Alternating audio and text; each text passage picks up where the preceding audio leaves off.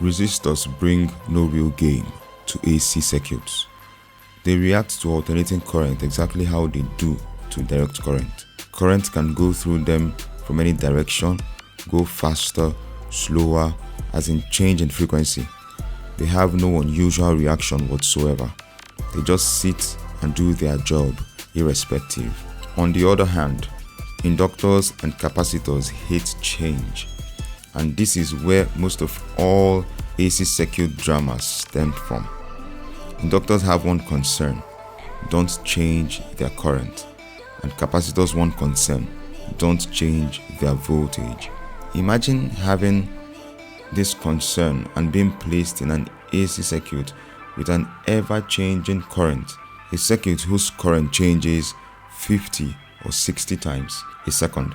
This means the inductor will be in a non-ending conflict with their source throughout their lifetime in an AC circuit. With inductors, what happens is, once their concern or boundary is breached, let's say current is increased, they react and fight back by creating a back EMF which opposes the change in the flow of current. But since the source persists and an inductor has a short fight span, the back EMF fades out gradually and the new rate of flow is adopted by the inductor, hoping to defend the gain if it notices any change. Meanwhile, when current flows through a wire, a magnetic field is formed. Since the inductor is a wire but wound, the magnetic field formed through the flow of the current is strong enough to store energy. So if current is reduced or it stops, the inductor tries to take the place of the source to supply voltage from its magnetic field. But after a while, the field collapses and it's all over. If an alternating current is placed or passed through it, we'll have it fighting the change by creating a back EMF every time the current changes direction, delaying the current on every turn.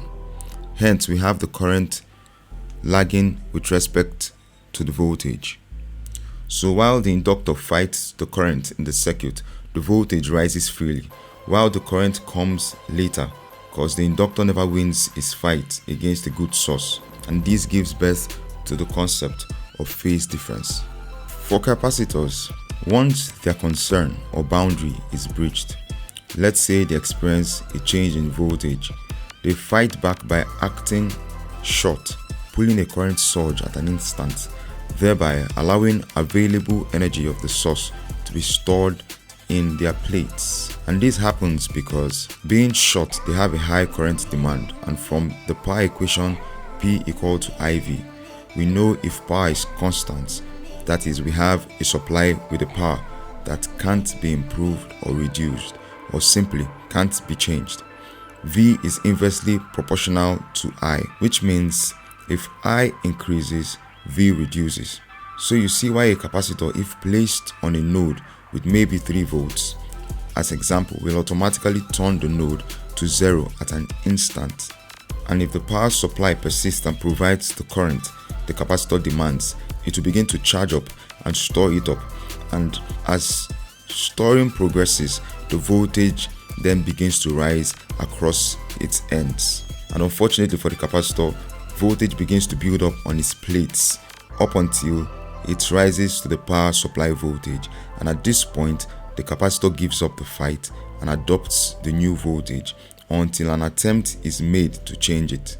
If an attempt is then made to reduce the voltage, the capacitor fights back by trying to take the place of the source to maintain the voltage. So current flows from the capacitor back into the load, but in this process, it loses its stored energy and gives up the fight.